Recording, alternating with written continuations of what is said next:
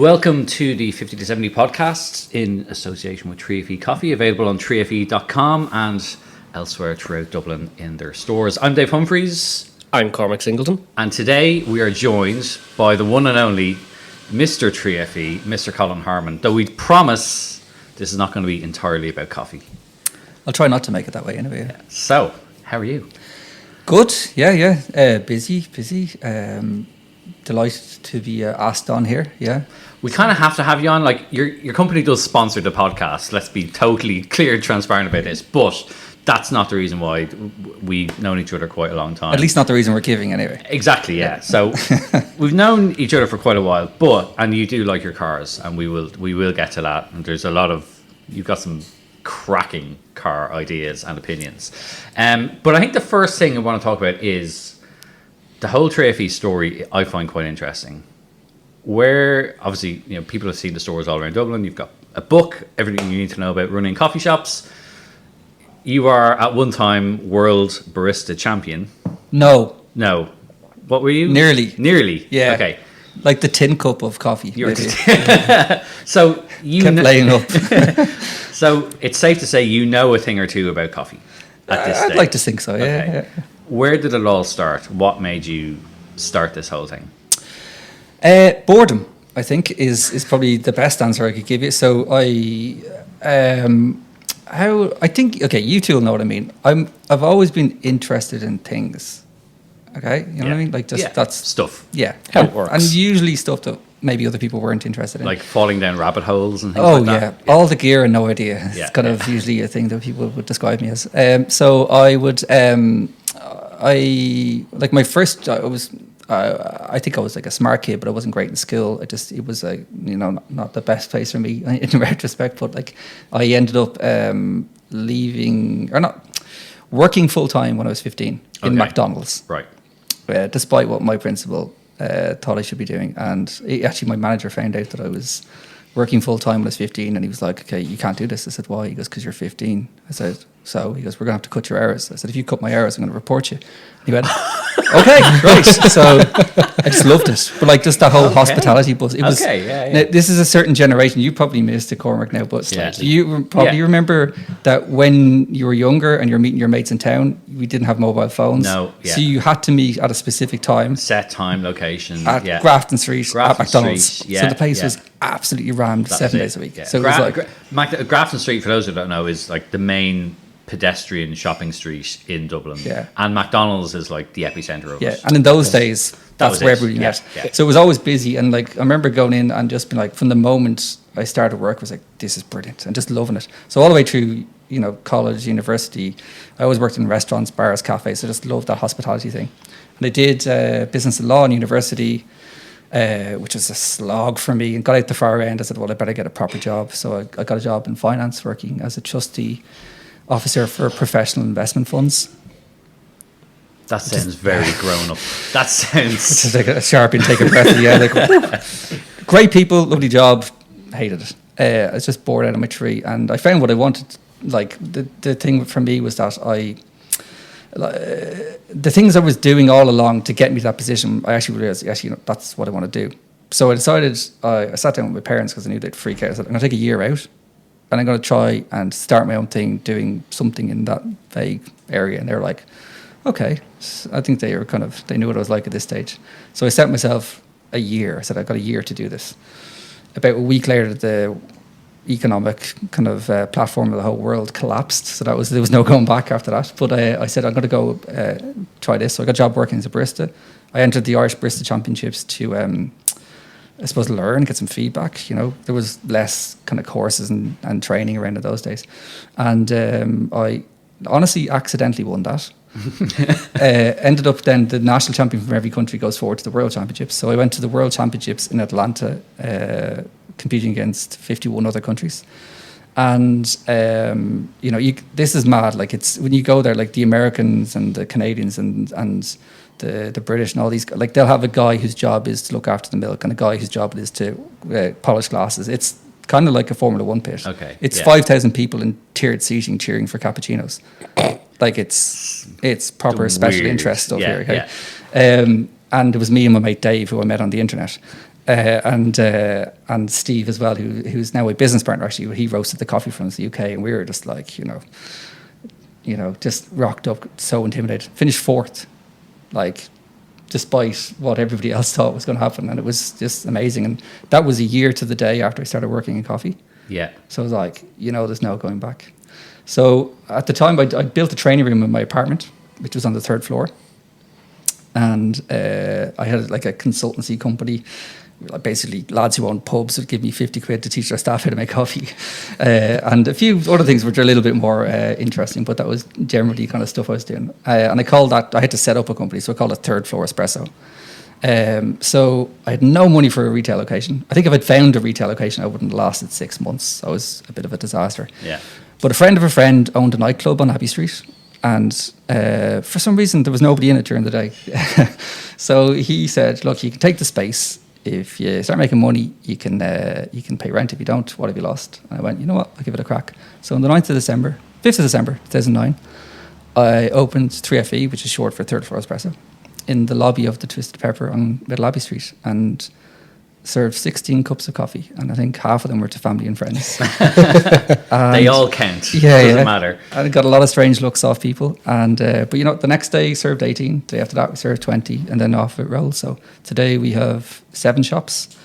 We have a roastery. Last year we roasted about 220 ton of coffee, which is a bit mind-boggling. And we sell espresso equipment, like brewers, grinders. We've got a website. We do training, consultancy, anything to do with coffee, and that's how it all happened. So back then, the coffee scene was nowhere near as developed as it is now. Like now, coffee is such a big thing. So how hard was it to sort of get, like, were people still on builder's tea at that stage? We hadn't really developed beyond. Yeah, coffee. like there wasn't a coffee culture that we no. have now. I have a friend actually. The year I went to the World Barista Championships, I sold my car to buy a competition spec espresso machine.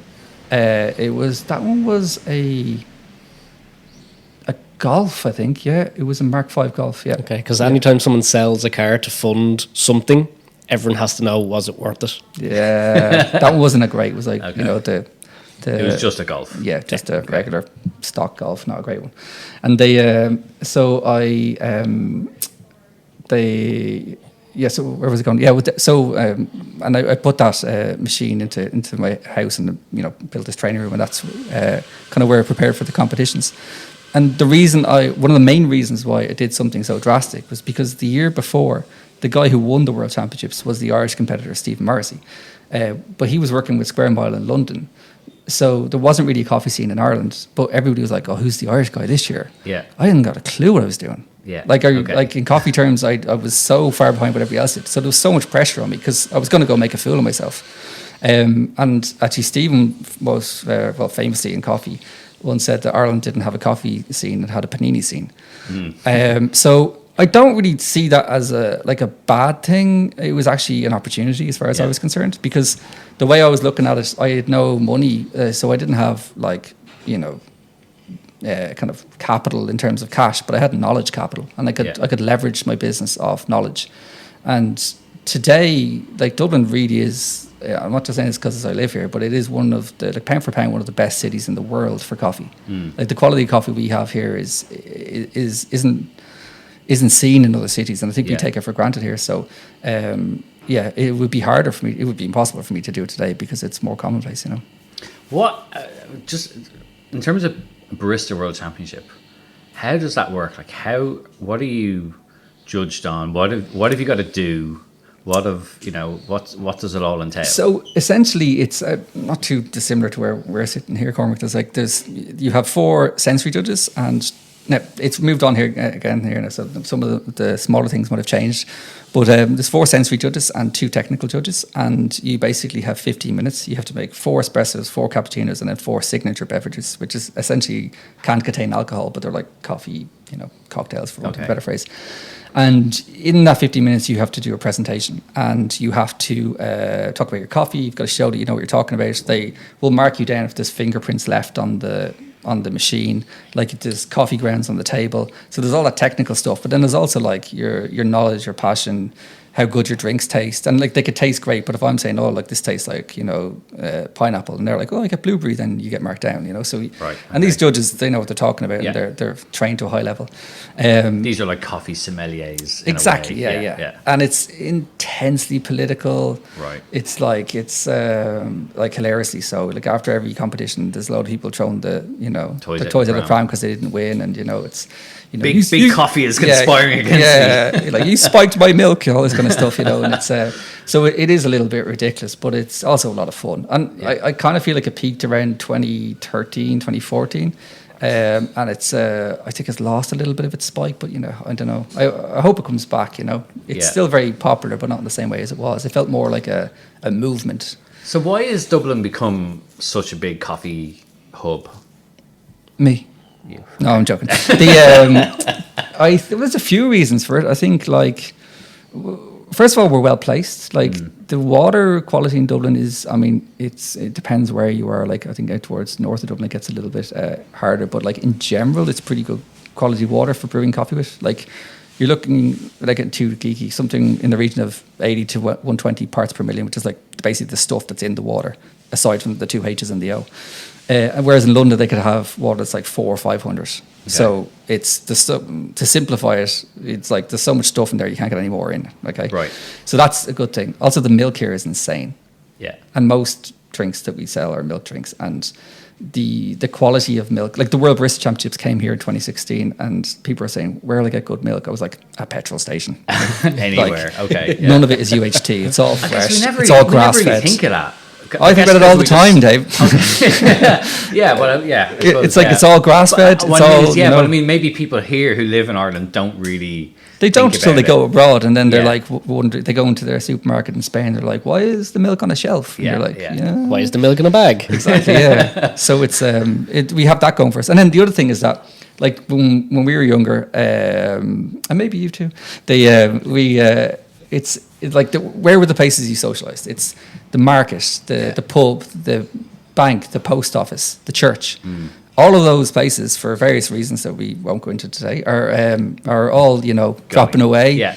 And but that kind of social currency that is inherent in Irish people, that need to just, you know, talk about everything you can think about at all times, that's still there. Yeah. So it needs somewhere else to go, and I think the coffee shop is filling that void. I think even like a coffee is almost like, it's not even just about the drink anymore. It's like, you know, like I would frequently just like message my mate and go, coffee? Yeah. And that's like not just coffee, it's more like the coffee is almost secondary. It's like, let's go and it's like, you don't meet for a bacon sandwich. Yeah, exactly. You meet for coffee. Yeah, exactly. So that's the whole thing. So yeah, it's kind of interesting. And then obviously cars and coffee, the whole events that we see all around the world, like it's they go together hand in hand. Like that's the whole thing. And like, if I think about it, some of my best friends that I've met throughout my life have all been linked to coffee. Either we would go to the same coffee shops, and then we sort of got to know each other because we were regulars or locals, and then, you know, oh, they had an interesting car and I had an interesting car, we got talking, and like that's it. Like it kind of, for me, and obviously like I don't drink, so like coffee that's what I drink, and it's become such an intrinsic part when I actually take a step back and look at, oh, that happened in my life because of coffee, and this happened in my life, and it is that whole, it's not just a drink, it's also the whole socialness of coffee. Yeah, coffee is a byword now for just socializing. It's like it's like a verb. It's absolutely. You're not going because you need to wake up. You're going because I'm going to talk to people. I'm going to sit down here. I'm going to book out an hour and a half, and just chat shite with people I know. And the centerpiece is coffee. Absolutely, and that's why I'm kind of drawn to this industry, is because it's I mean, it sounds kind of cheesy, but it's the people. Like, at any one time, if there's a problem, you're one customer away from solving it. Like, you'll know somebody, or you come to the shops. Like, there's kids that come to the shops now, and they're ordering their breakfast, and I'm like, I remember the day you were born, because your mother pulled up outside in the car with your dad and made him come in and get her a coffee. You know, it's like and you see people that have met in the shop, and they're now married, and it's like, you see, like, there's been so many businesses formed out. Like, a friend of mine, Eamon Leonard, who's like a tech entrepreneur. I'm saying that because he hates being called that. Tech entrepreneur. He, like many tech entrepreneurs, gave me like a list off the top of his head of all these tech entrepreneur companies that have been formed at 3FE, you know, or have been there kind of like doing their deals or getting to know each other and all that. And it's great. Like it's a Are huge you part of what we sending do. out like royalty?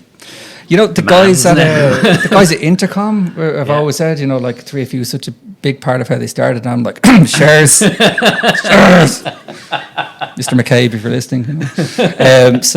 But it's. But that is the thing, like you know, over a coffee, so many things get done. Like whether it's a job interview or any of those kind of things. You know, yeah, it's like, I mean, even the caffeine alone is that kind of catalyst you need to right. What are we going to do? You know, and I think everybody knows at this stage that nothing gets done in meetings. It's the meeting after the meeting, you're usually having coffee. So, other than, in the interest of fairness, other than obviously 3FE coffee, other coffees are available. Where in Dublin do you kind of go? They do. That's like go here. Like top 3 coffee places in no particular order. Yeah. Not like there's so many, and it's. Like the other thing with the coffee industry is that everybody's had too much coffee, so people get quite cranky about left out of lists and stuff. But I suppose a good way to kind of divvy it up would be to say like it depends what you want. Yeah. Like if I was going for brunch, I think Two Boys Brew in Fibs were like brilliant. Like what a great place. Always really like they play the hits well, but they always have something interesting. The bake goods are great, coffee's great. Really great guys, run a great shop. We're very forgiving of me for opening up 2 doors down from them as well. So, sound for that, lads. I think if I'm going to go for like takeaway coffee and a pastry, like you can't beat Proper Order and their sister bakery, No Messin in Smithfield. Like it's tricky for me to get there. Like I live in kind of step aside way, so it's getting into Smithfield is it's a journey. Yeah, but they have a thing called the Chocolate Frankie, which is like. It kind of like has the texture of a croissant, but kind of in a swirl, and it's chocolate pastry with chocolate bits in it. And I'm not really a chocolatey kind of guy, but yeah, I drive the city for that. Okay, and then I think if you want to do something that's more experience-led, there's 2 places. One of them is can I give you 2 places? So the first place is called Brew Lab. And that is recently opened on Ainger Street or Camden Street. I'm trying to think now. Is that... well, there's always that blur between where does Ainger Street start and where does Camden Street start. Yeah, no one really cares. And then you have George's Street. And just to really mess it all up. And Wexford Street just Wexford dying Street. for a look in there. All 10 feet of it. You'd nearly forget about Wexford Street, wouldn't you?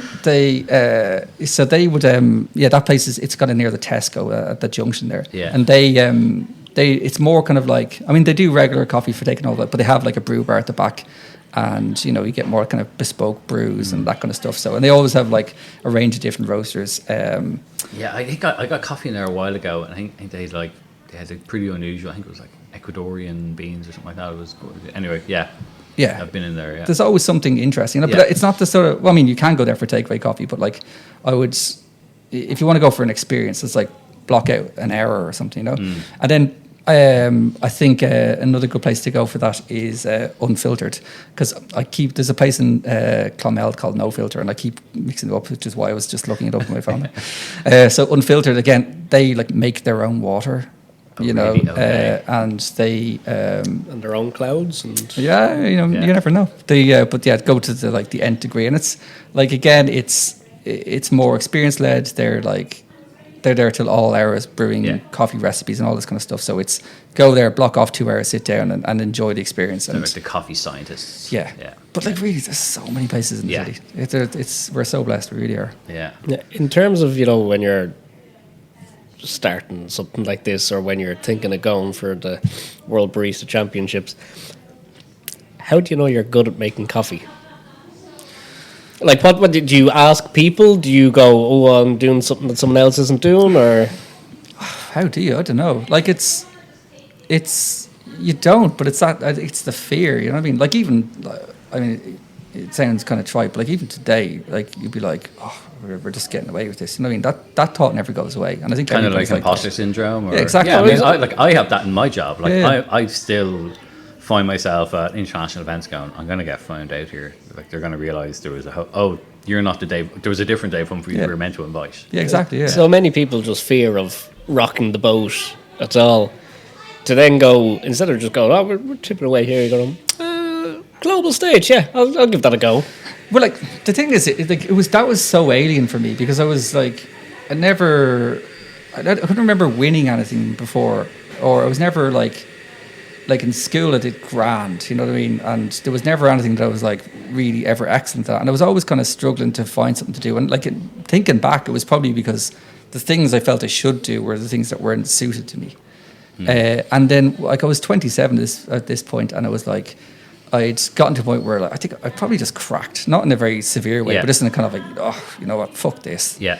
I'm just going to do what I want to do for a year. Yeah. And the freedom I felt just being able to just go, just all in, you know what I mean? And that was just, even if I'd come last, I would have really enjoyed it. But just like that feeling of just going all in. And then when that turned into opening the shop as well, the first day, like we lost my arse, you know? Yeah. Loved it. Just this sense of freedom and enjoying it. And people coming in and them having like a predisposition of like what coffee is, like things that we all take for granted now, like latte art or, you know, a Chemex or a single origin coffee. This is all alien to people, and being able to introduce people to that was like, it was such a joy. Like it really was. And it was, it just drove me. And like for 3 or 4 years, I was just living off, this is class. Yeah. You know what I mean? Yeah. Nothing else mattered, you know? The buzz of it. Yeah, and that's the thing, it's like, same with me in my job. Like I didn't follow the traditional routes of becoming qualified and all this kind of stuff, but I absolutely loved it, and that passion got me to where I am now. And like, it's the same thing. And I think if you're really into something, anyone can do anything they want. Absolutely. If you really don't do just, and that's the beauty of now in 2024 is that you can't, if you want to, like, there are ways and means to do all these things, whatever the job is you want to do. Yeah. It's actually never been easier to do anything you want. Yeah, I think like... Whereas, in the 60s, you or, your folks, if you were growing up, your dad's age, you would just get a job in the bank and that's exactly, it. And be done. And I think like I hope I'm brave enough to like support my kids in this as well. But it's like, I think like saying, if they're like, oh, there's no path to do that, I'm like, well, that's great news because you can be the first one down the path. Yeah. That's a real opportunity. So it's easy to say it on the podcast. Yeah. But like, I think like following that up it's something I wish I had learned earlier. It really is. Yeah. They don't teach you that in school. No, they don't. But we are here to talk about cars. More importantly, yes, just as importantly, what are you driving at the moment? At the moment, I'm driving what I would call a Disco 6. Okay. First car joke of the day. So I drive a Defender, the modern version, de-wheeled by Cormac here. So I've taken the wheel off the back because, like, let's be honest, like as soon as I saw it, I was like, that's a Discovery. Yeah. You've given away your identity now. Yeah. People go, there's Colin. Prick, he didn't shout out my coffee company. He spotted me in traffic from about 10 kilometers away. It's like, oh, yeah. But yeah, so I as soon as I saw that car, I was just like, that's a Discovery, because I had a Disco 3 and a Disco 4, and then they launched that.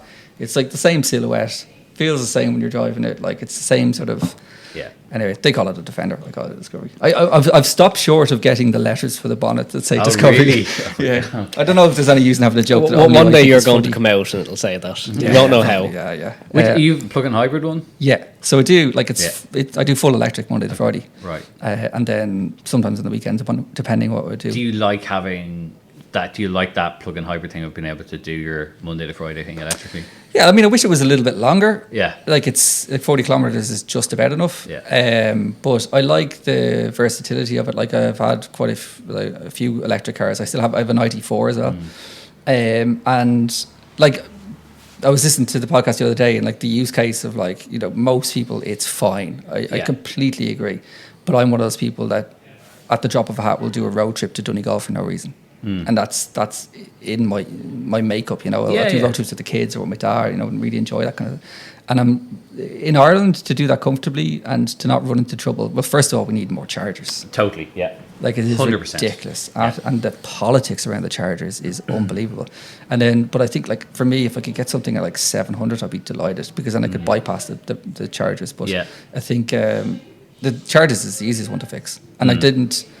On those various road trips, I didn't enjoy the politics of charging. The word like ESB have just gone, well, look, we've done this, and sure, look, just sort out amongst yourselves. It's like, well, where's the queue? Yeah. You know, how come I can't stretch this over here? And Yeah. or if I plug in, his charge goes down by half. It's And so badly thought out. And it's only really when you go to other countries and you see how much better it is. And I don't want to talk about Norway, because Norway is this like crazy weird example, because they made a shit ton of money from selling oil to other countries and just I mean, every podcast ends in, look at the Scandinavian model. yeah, I know, yeah, but like even like we when we did the Sam Ritz thing a while ago, we were driving back into Zurich, and like just at the side of the road, big service station, and there was probably 40, 50 rapid chargers, 40 or 50.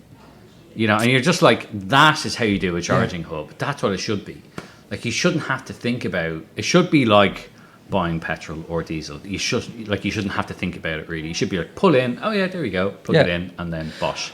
Also, though, the other thing is this whole, you've got to have an app for this, and you've got to have a key fob for that. You got, like, I just want to either plug it in and be charged, or tap my credit card, and that's it. The amount of times I've gone to those chargers and seen some little old dear who can't figure out, and I'm just like, look, just use my car charger. Yeah. It's a disaster. Yeah. And like little things like, you know, I've seen these in the UK where they have those, it looks like a bollard and it's on a curb on a street that has on-street parking. And oh, look, there's a little thing inside, and that's where people plug it in. And they can fast-track the planning to get it. Yeah. And it goes on their house bill, and easy, simple solution. Yeah.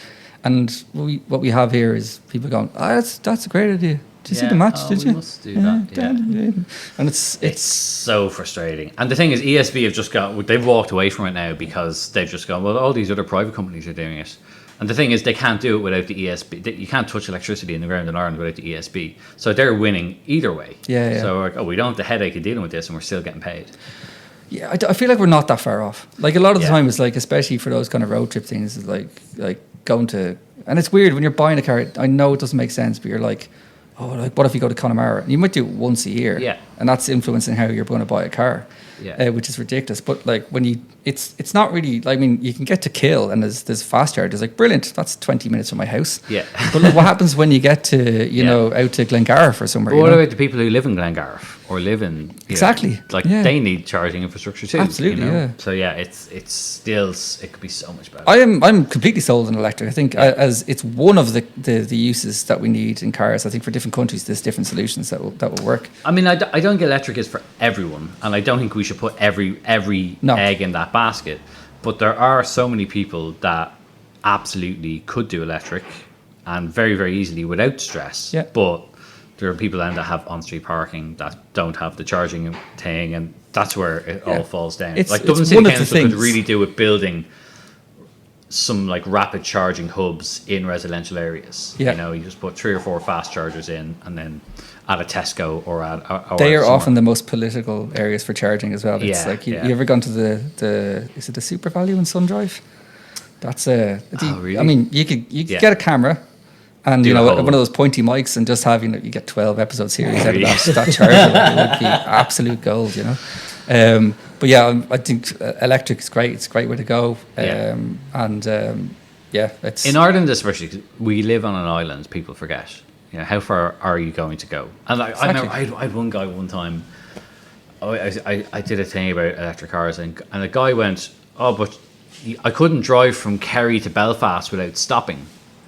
And I kind of felt, I read it again. I was like, "Have you considered donating your bladder to medical science?" Because driving from Kerry to Belfast, for those who don't know, is pretty much the longest trip you could possibly do in Ireland, end to end. Is there a way we could find out today how many people will do that? I would be shocked if it's in whole numbers. I felt like tracking them down and going, let's go on a road trip together. Me and you, buddy, let's go. And I'll just keep giving them bottles of water. Here, have another water.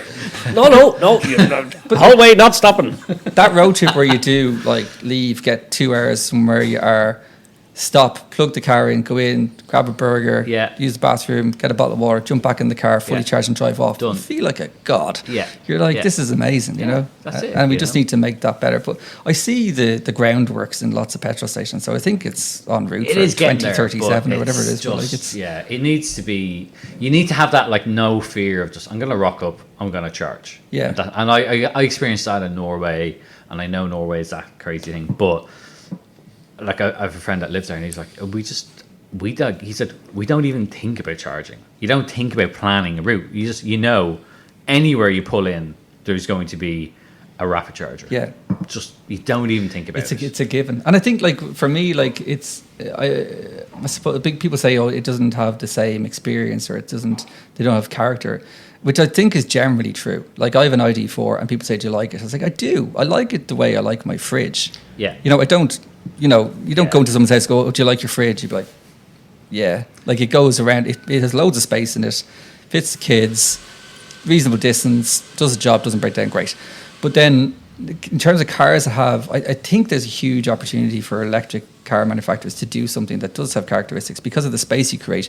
And it's more like, what is the personality stuff you can put into it, like that baguette holder in the Renault 5. You can have a Zanussi fridge, or you can have a Smeg fridge. Exactly, yeah. But there's so much scope for doing stuff that's interesting, and I think that's what they need to lean into, because, like, they're not getting the performance is never going to be that different, I suppose, amongst them. So you need something else within that. So now I'm saying that I had the Polestar 2. That was a great car. Yeah. I did wish that they had, like, vibrating steering wheel and a soundtrack for a V8 in it, but it was that aside, it was still a great car to drive. I like it, but I think it's a little bit on the bland side. And also, the thing is, that doesn't have the space inside, the Polestar 2. No. But it is a nice car to drive, I'll give it that. I had the performance one, so it was, like, a little more rigid and stuff, and but it was even, like, in I have 3 kids. I have an Irish Wolfhound that weighs 76 kilos. And every now and again I lift espresso machines into the boot of my car. So the Polestar was getting destroyed.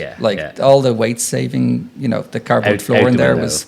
that was a no-go. But in terms of, like, the driving experience of it, was you whip around. I had a Golf 4 before, and it reminded me of the Golf 4 on corners, which is the best thing I can say about any electric car, Yeah. But I think that's the nicest thing you can say about a Golf 4. You don't like them? This might be the bit where we fall out. It's very copy-paste. I had the Having just 7.5 talked about identity and personalisation, it's a little bit... Well, I had the 7.5. This is the one... Which is the one everyone says. Why not a GTI? What made you go for... Was it just availability, or did you seek out an R over a GTI? I did, because I mean, it's a Golf 4, so you don't laugh when I say this, but, like, in comparison to a GTI, it was a little bit more discreet. So I had a 5 Series BMW before that, like, just a stock diesel 2 litre, okay? And then I got the Golf 4, and I remember rocking up to this wholesale customer's shop, and he was just like, oh, did you downgraded to a Golf? And I went, yeah. And it was like... But what I loved about it is, like pound for pound, that car is, like, you can drop the seats down, and you can bring it to IKEA. You can get all the kids in it. I can put, it's a nice car to drive. You can go fast and all that kind of stuff, which is not really something I do. I'm not really a fast driver, but I just loved it. And I think the aesthetic of it, I really loved that particular one, how it was designed. It looked great. And then the year after that, or the model after that, for the same spec, was like 80% more. Yeah. Golf 8 was just... The cost went through the roof. They just lost it. That was... current prices hovering around 100 grand for an 8R. Yeah. It's like the RS3s. Like, I was seeing, they're great cars. I'm like, who's buying them though? Like finance is a wonderful drug. Burglarists in Bradford. Seriously, like who buys them new? That is an insane car, So just tracksuit enthusiasts. Yeah, 100%. Athletes. Yeah, but I mean, the Golf 4, loved that car. Yeah, Absolutely love that car. Do you know what's better than EVs? V8s. You've had some. What ones? I had a 560 SEC Mercedes. W126 or C126. Technically, it's coupe. Oh man, that was a car. Why did you get rid of it? Because I'm an idiot. I don't know why I got rid of it. I had I've got a carport at home, and then behind that, like, there's gates that open up basically into the back garden, and I had it sat there, and it looked so sad and sorry, and I was like, It must be a hell of a carport as well to house a...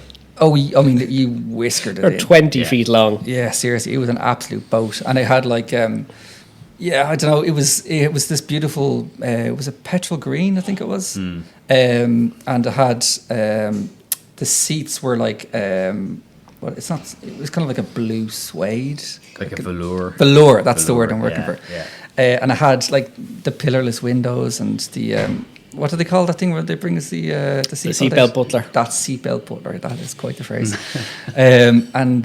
Simon Dean was good enough he fit a middle seatbelt into it for me, which I'm not sure is legal, or I don't think I ever tested it with 3 kids anyway. But anyway, into the back seat, and a Blaupunkt modern but old looking stereo system, and it was just absolute dream. And I think about it all the time. And if you're listening, come back to me.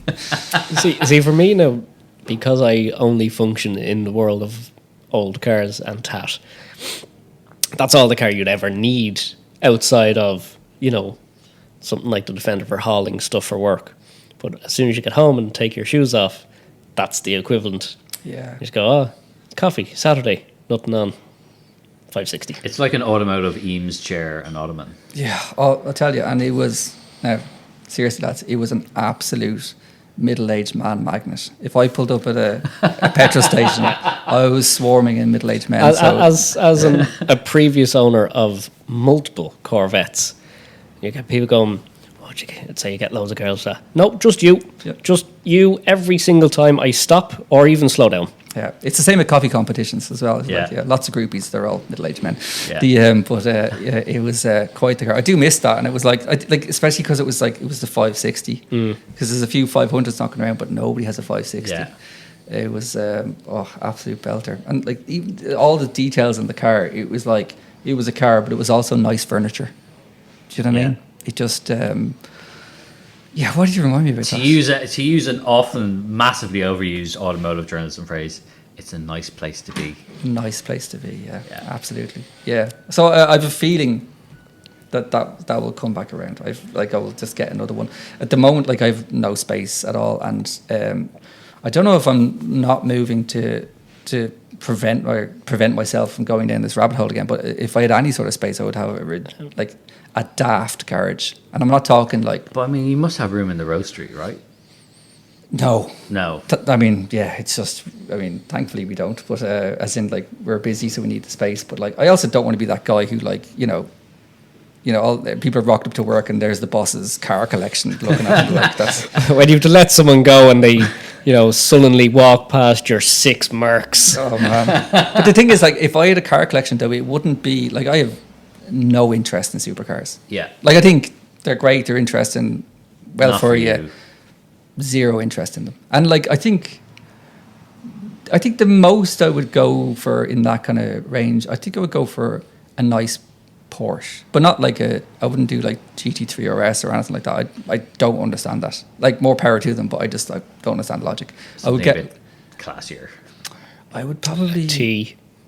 I could see you in a T, a 911 T. Yeah. Just bare bones, stripped out. Fat bum. Yeah. Yeah, I could do that. Or I'm trying to think what else. Just a 911 Carrera or something like that would be as much as I go, and not a new one. I would just get a nice one that is recent enough that people don't like them. Oh yeah, you know what I mean. You mean you need a 996? Yeah, the fried egg headlights. Yeah. That's the kind of stuff. Because there's that thing where when cars are awful enough, someday they're going to be. It all comes back around. Yeah, C4 Corvettes. Yeah, exactly. Yeah. And then, but aside from that, if I had a collection, it would just be mad shit, just really odd cars that I think you two would like, and I'd like, and nobody else would like. I mean, I do like obscure cars or different cars. I don't want the same thing. You go to a Cars and Coffee in Dublin, and there's going to be 3 new 911 GT3 RSs on it. It's not special. I want to have a car that I turn up, I'm the only one with that car here. Yeah, that's the thing. It's like Golf Wars. Yeah, the same thing.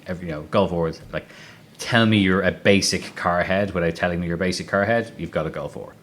That's breaking my heart. That's my exception. You don't have it anymore. So that's true. Yeah, that's true. We'd be a lot kinder if it was outside. Yeah.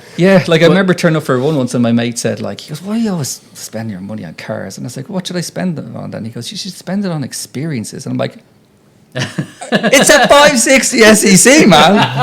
What other experience do you need?" I'm experiencing big business from 1986. What are you experiencing? So one of the other cars I had that I found in this broke my heart was a V8 Disco 3, which I took on road trips around Connemara for a summer, and the thing always on the edge of breaking down.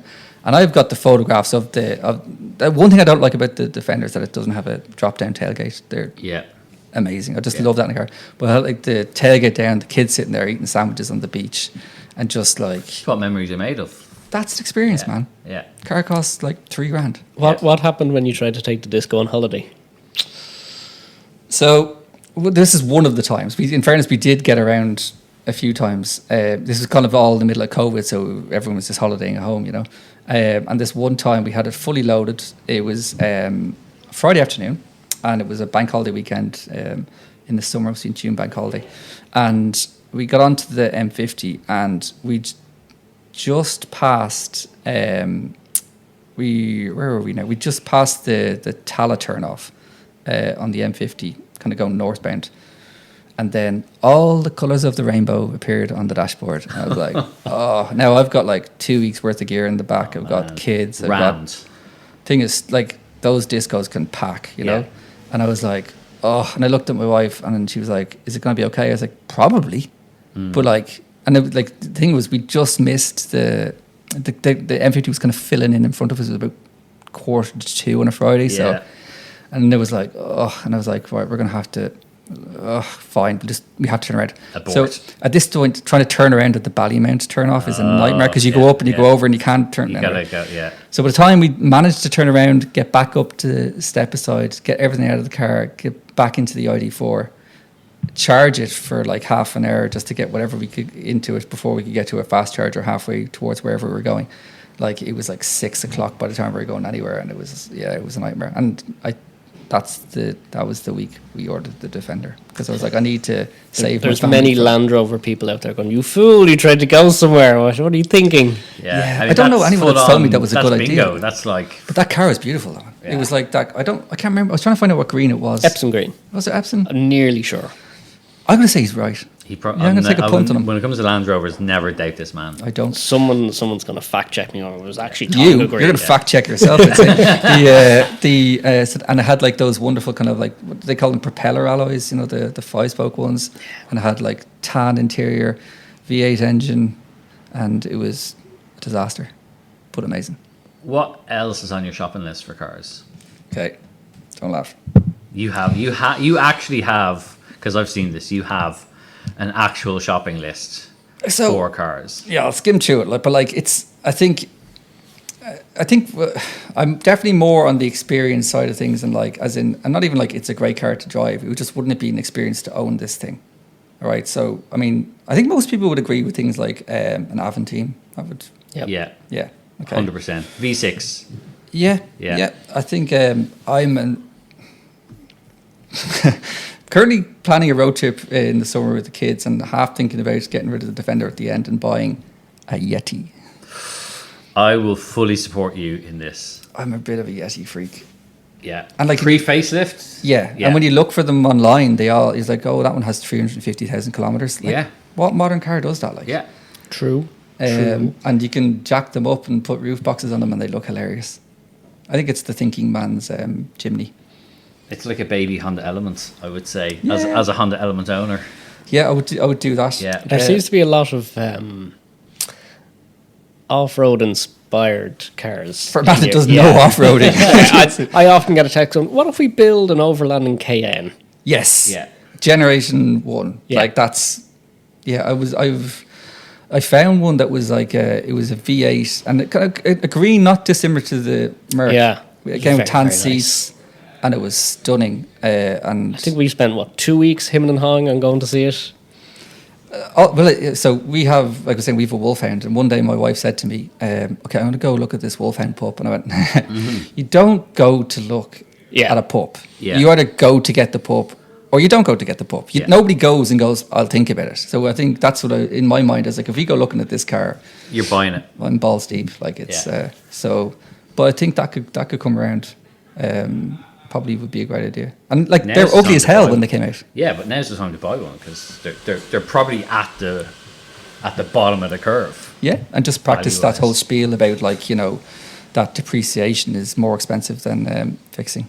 What's cheap today is expensive tomorrow. Exactly. Yeah. I'm trying to think what else is. There's a Unimog here. Well, obviously, you have to have a big unit to fit that in it. That would be great crack. Oh, people won't argue with you in that. Leave it Yeah. anywhere. Yeah. You know, who wants to pick a fight with the man with the Unimog? Exactly.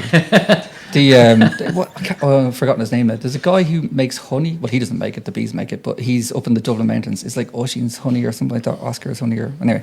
But I went up to get honey off him, and like he brought me into where they have all the honey, and I was like, is that a Unimog? He's like, you know what a Unimog is? And then like an hour later, Friends for yeah.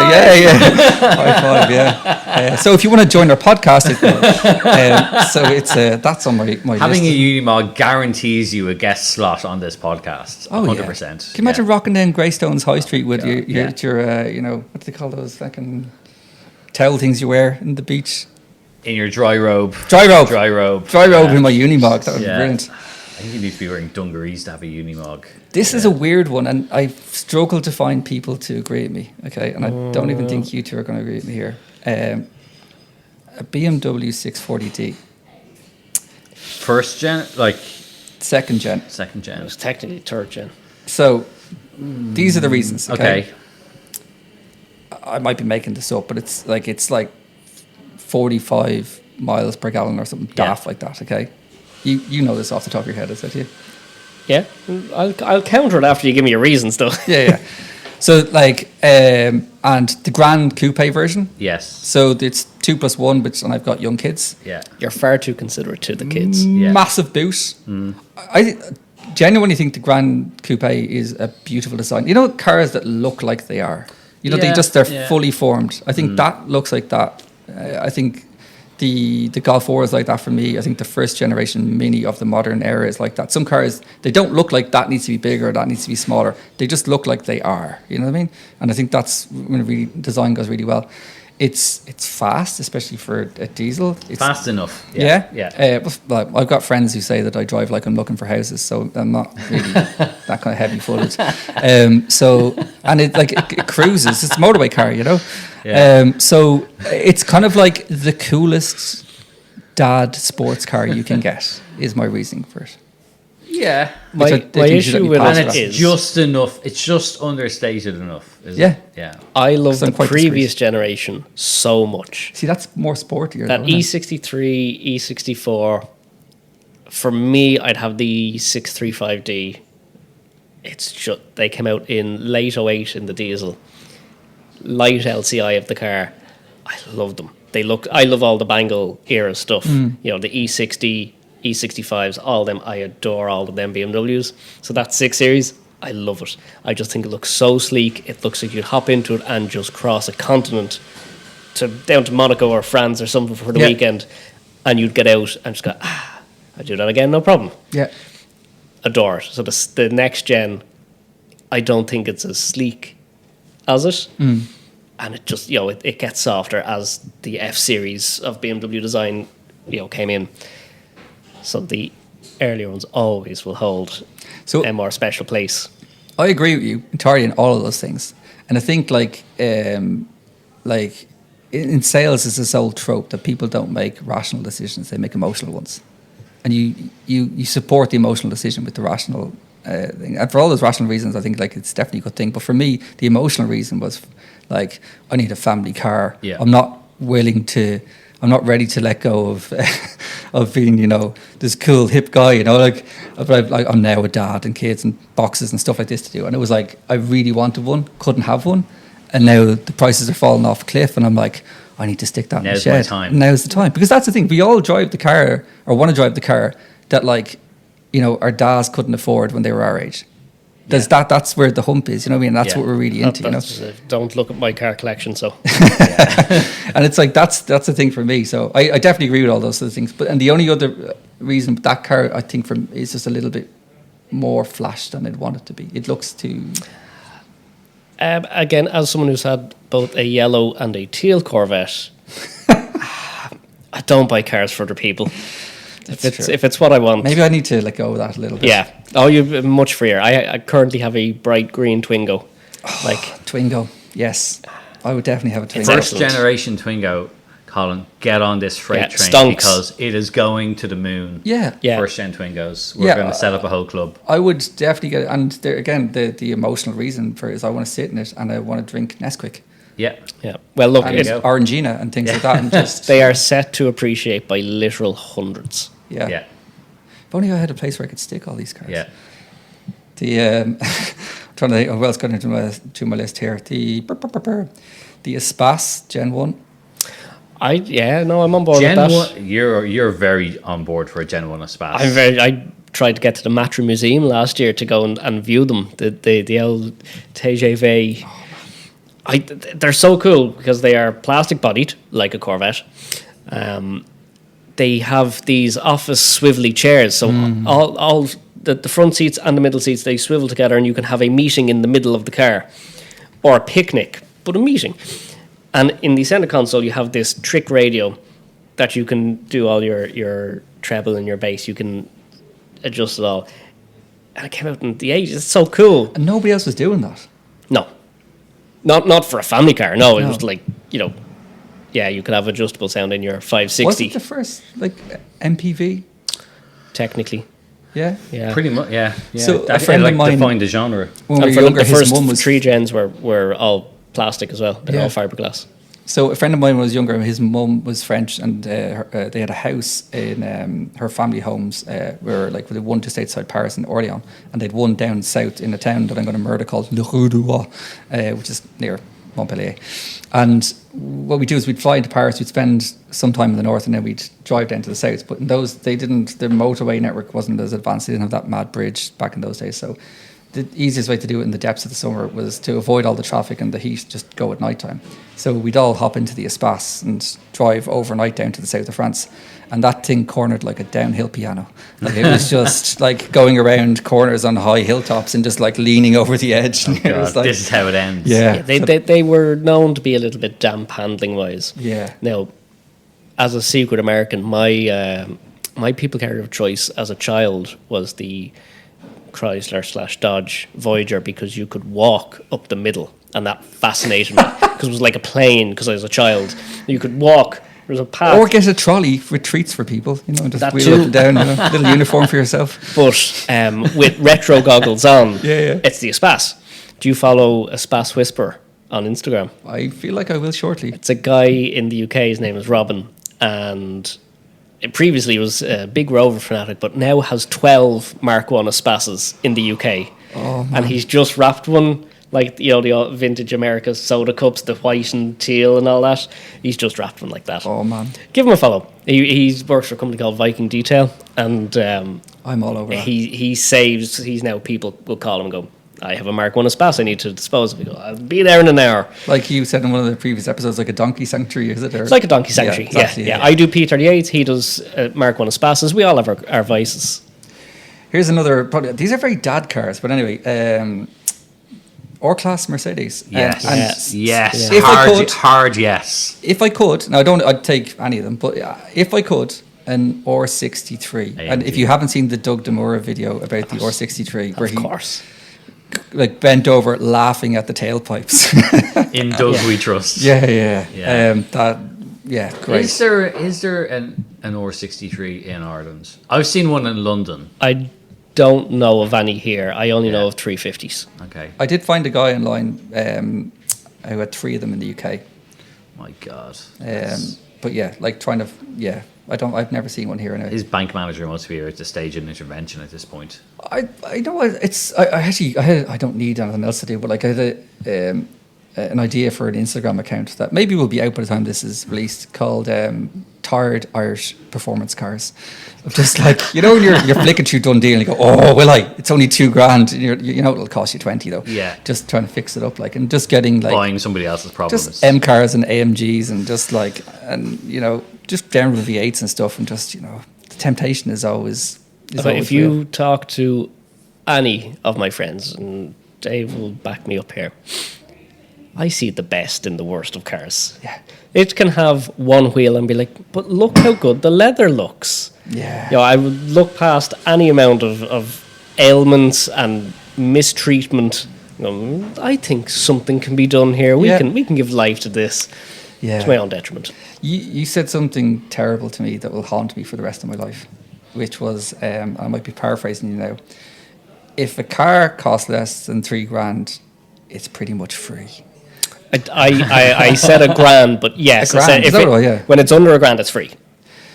Yeah, you should. I mean, I think someday, like, I did this on Twitter before when I was on Twitter, but it was like, I go, guys, full disclosure Sunday, can everybody screenshot and post their like list on Done Deal? And it's just like this list of cars going, it wouldn't be that bad. I'd figure it out, and just the nonsense that's in that. I keep being haunted by high mileage 7 Series. Yes, so it's that. There's a wonderful bit where, like, if you have a certain amount of money to spend, let's say if you've got 10 grand to spend on a car, you can get like a 7 Series or you get an S-Class or something of that ilk, okay?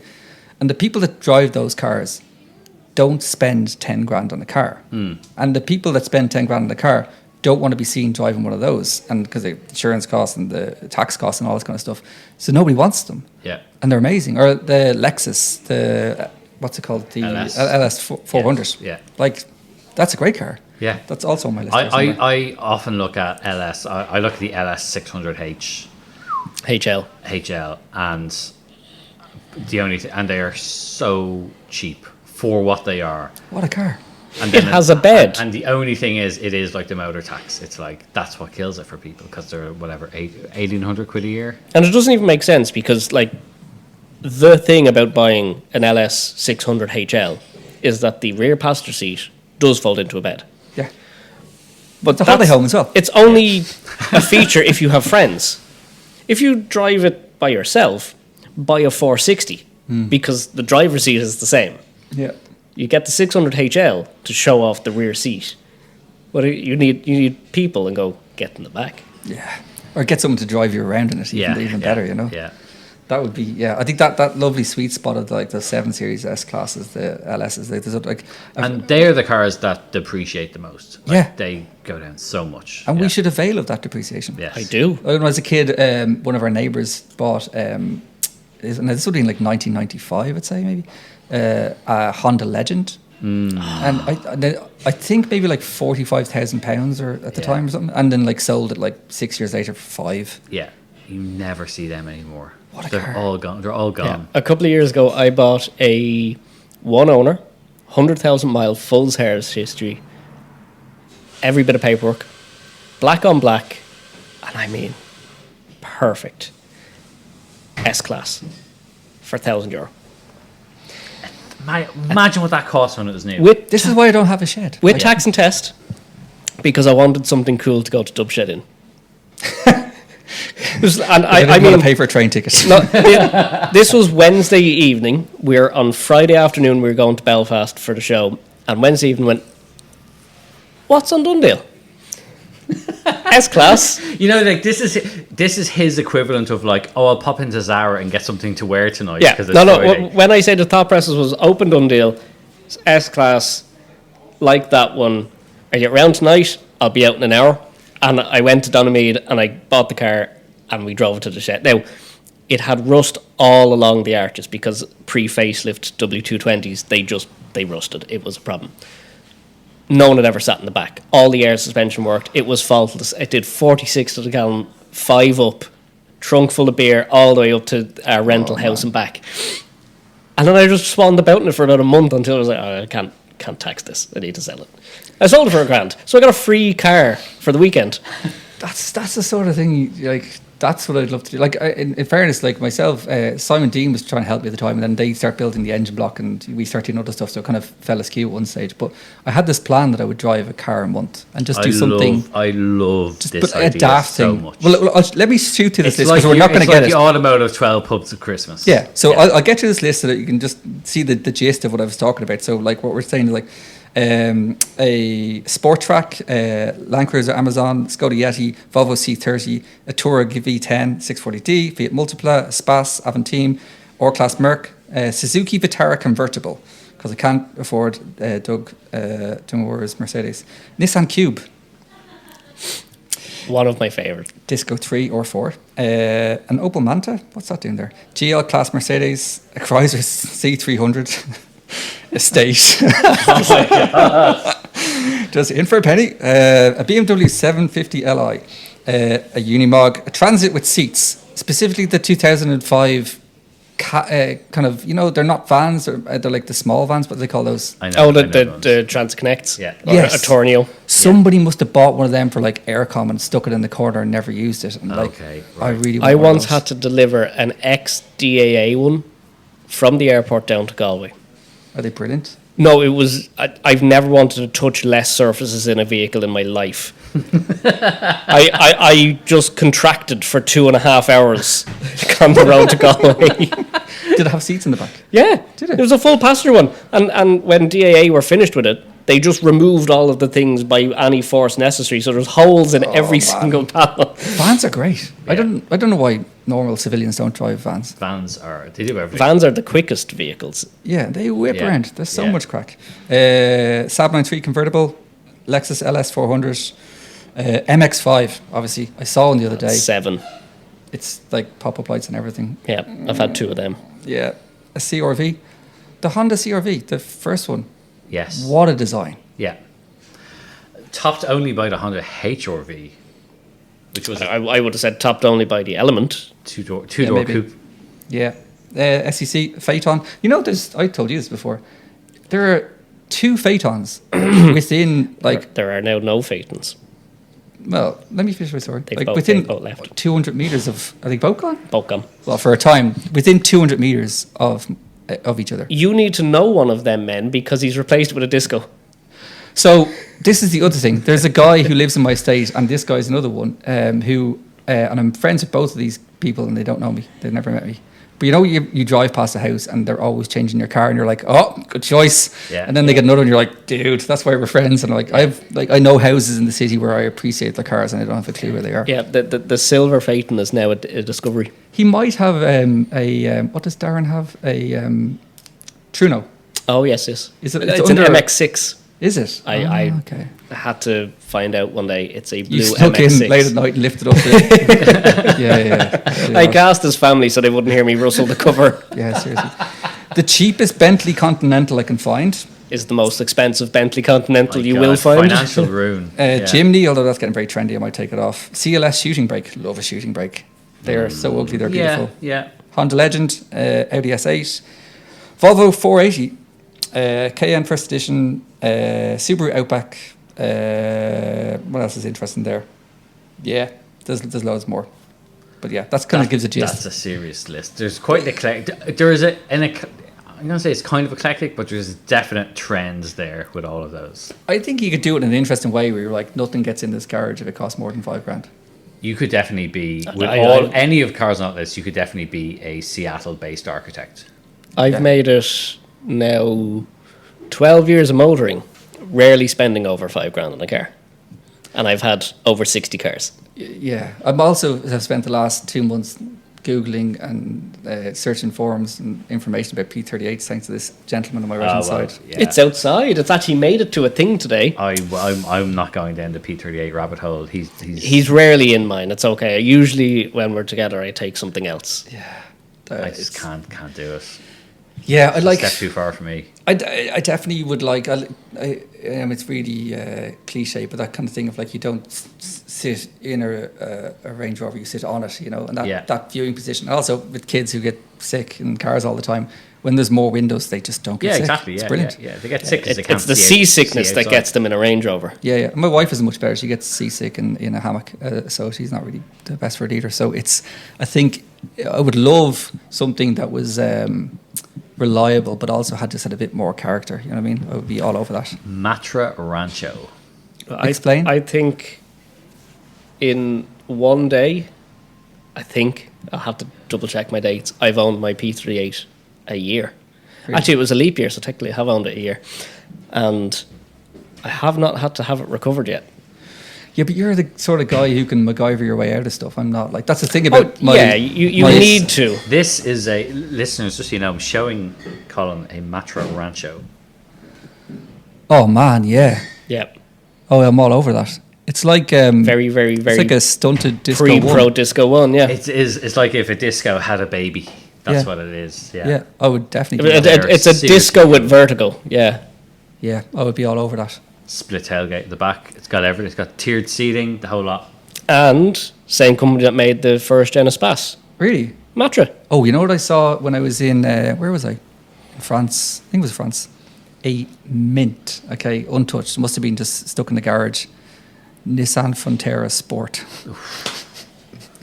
with full decals on the side and everything. It's like that's awful, and I want it. Yeah.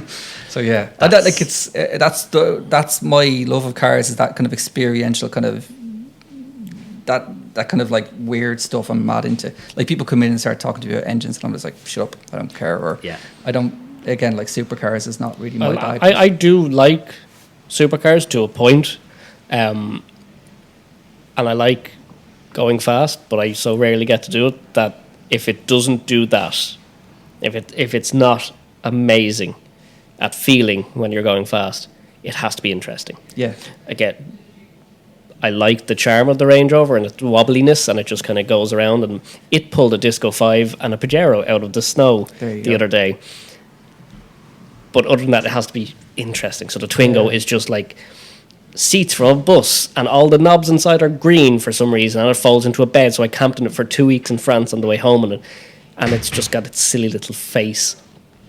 I'm building the Land Rover Series 3 at the moment, and that'll just bounce around town and go and get coffee with no roof during the summer. I like things that are different. They have to all be different. So your 2CV, Dave, that's a very different experience. It's not one I want on a regular. Yeah. But Dave does. Yeah. For me, like the 2CV is a palate cleanser for me, because I drive electric cars, new cars, day in, day out at work. I want something completely different, and that's the thing. And I come out, it's my coffee car. I'll go and get it, and I'll come around and get coffee. I'll park outside, and I literally will sit there and smile and look at it. And it's like, it is so unbelievably slow, but it's a cold shower of cars. But it's funny because different people want different things from their cars. But I get the same thing though. I get like anytime I pull up somewhere that I almost have people standing at the footpath waiting to talk to you before you get out of the car, because it's just one of those cars. Everybody smiles at you.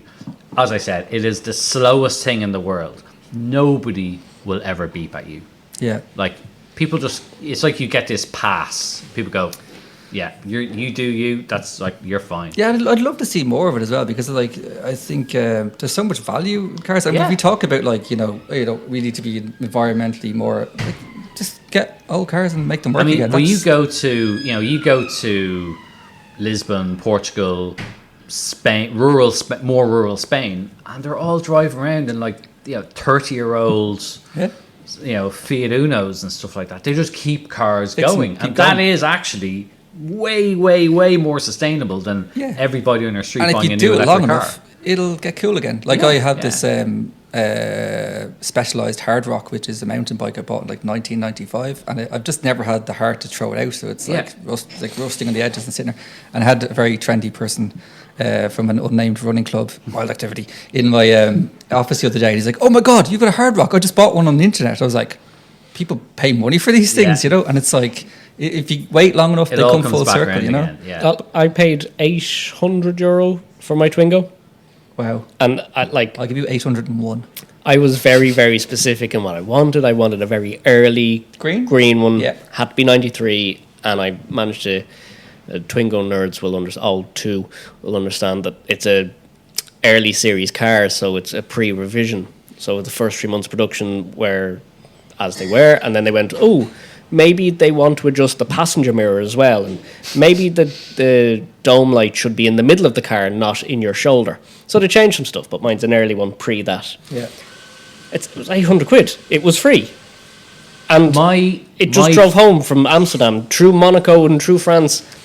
My phone cost more than 800 enablers, quid. I think is what the word is. My phone cost more than 800 quid. It's so joyous. It's just a little 1.2 push rod from a Renault 4. It is just 54 horsepower of unpushed joy. Drive it someday. Come up and drive it. It's got a wonderfully big, cushy chair. You can feel the shifter just pendulum, because it's just rods. It is as simple as a vehicle can get, but designed in such a way to have a joy to it. When it was in the brief that this had to be like a Mini, and that you'd actually care for it. You'd see it as a person or part of the family, and you'd want to look after it. And people either go, "That's so cool," look at it. Not it's many here. the- Loads in France, but like not many They were here. never sold here Yeah. officially. Is that why? The Okay. Twingo was Left-hand never drive only, left-hand yeah. Yeah, drive. but it's that like the classic one. I had an RS6, which is on the list. The C30, I think that which one it was. Which was not like, oh, I really wanted this car. It was amazing. Got the car, and I'm glad that I had it, but I genuinely didn't really do anything for me. Like, it's the noise that it makes that you want to hear doesn't happen until you're going so fast that you're afraid you're going to die. Yeah. So I rarely heard that noise. And after that, it was just an expensive station wagon. And I Yeah. get people stopping, like, oh, it's amazing. And after a while, they go, oh yeah, it's great and all that. And after a while, I was just like, you know what? I'd rather get a Saab 9.5 because they have the coolest cup holders in them. You press the button and it comes out like this, and And it twists sideways. the I'm like- best seats. And that says everything Yeah, about how yeah. I feel about cars. Is Yeah. that I'd rather do, have to. I mean, something weird, that's a but- big part for my cars as well. It's as much for their design Yeah. as anything else. Like, none of my cars I bought for performance because none of Yeah. them have high performance. But they're just really unusual, really interesting design of their time. And that's, for me, that's much more of interest than, I've driven all the fast stuff. I've gotten all that out of my system. And these days I can't do it. Especially me in my position, I'm like, the motoring journalist that gets banged up for speeding. It's like, you can't do it. Yeah. So for me now, I kind of look elsewhere for the cars. It's like, where can I get my kicks from? And okay, the new stuff, it doesn't really excite me a whole lot. Every so often something cool comes along, like a GR Yaris or whatever, that's actually proper, fun car to drive. But otherwise, I'm like looking at design, looking at other stuff, and that's where the older stuff comes in. Yeah. Much, much better, much cooler. And like, there's just stuff had so much like that Twingo. It's like, it's the most anthropomorphic car you can imagine. It's just this It smiley has a face. smile. Yeah. So what's the car, the modern car that's for sale new at the moment, that in 20 years' time, someone's going to go, oh, I'd love one of them. The new Renault 5. It's actually Renault it's 5. actually gone off sale, but the Honda E, Yeah. the Yeah. little electric Honda hatchback, That which dash. unfortunately people just didn't get here, but The Ami. Citroen Ami, Yeah. I'm trying we to had think the what Ami else. here. Remember? I genuinely Yeah. think the Defender as well. I think the Defender is like, I like them. It has it is a great car to drive. It has character. Not as much as if they could make them P38. reliable. Like if they could make them. Yeah, Like, in fairness, I think from what I understand as well, like the P400e, I've had no problems with it. Touch wood. Yeah. And that engine has had no issues, and like it's been great for me. So, but I think like outside of that, like I'd love to see more weird. There's not enough weird. Oh, absolutely. Weird is where it's at. Car people are weird. I don't mean like not to have a go at your ID4, but like an ID4 is like, I was having this conversation with a friend of ours, coffee the other day. There was a Tesla Model Y parked outside, and there was an ID4 across the road, and it was that like they're all just kind of becoming this like amorphous blobs kind of thing. Like, there's not something that you kind of go, oh wow, like Honda Accord Aero Deck. Yeah. Like something that you go, wow, that's cool. And I think we need to get back to that. Like they're saying we save space. For me, I'm like, then like make small cars. Yeah. Like just There's so much space wasted in cars these days. you don't need a blob. Yeah. First of all, modern cars aren't built with longevity in mind. They are disposable. That's the idea. Driving that Twingo back from France, everyone, ooh, it's very old. You sure it's gonna make it back? It's a Twingo, built in France. If it needs a part, it's available in the local shop corner. They find one on the side of the road. It'll they fall just off have, in the yeah. ones. Yeah. Not only was it faultless the entire way home, the newest car on the trip died, had to be left in France and recovered home, and the Twingo saved his life by bringing him home in the back. And the first thing he said when he got into it was, oh, it's huge in here, which it is. It has a sliding rear bench. It just swallows up anything. It's amazing how they've managed to fit so much space inside such a small car. Yeah. Yes, but that also did, the lack or the amount of space inside is also partly as a result of the lack of any crash structure. But, that's like, crash structures are slightly better in newer cars, but that also means they're now a lot smaller. That's Yeah. But also in older cars, I'm aware of the risks. I'm aware of what's at stake, absolutely. and you drive accordingly. You're That's built- the thing. built to Exactly. solve them as Yeah, well. yeah, you Like, drive this is accordingly. kind of a nice coffee tie, and obviously people on the podcast can't see this, but Yeah. currently we are using a flatbed truck to lift a fridge out of one of our coffee shops, which well, is there an you go. ingenious way to do it because they weigh a ton and they're hard to get into trucks. So It's the easiest way to do My it. heart is broken. You didn't use my flatbed truck. yeah, there's always things. Can I give Yeah. one more plug? Yes, absolutely. I've written a book. No, I'm joking. There's a friend of mine, Bobby, who is also a car freak. He went down to get that V8 Disco 3 with me and didn't dissuade me from it either. We got the puppy.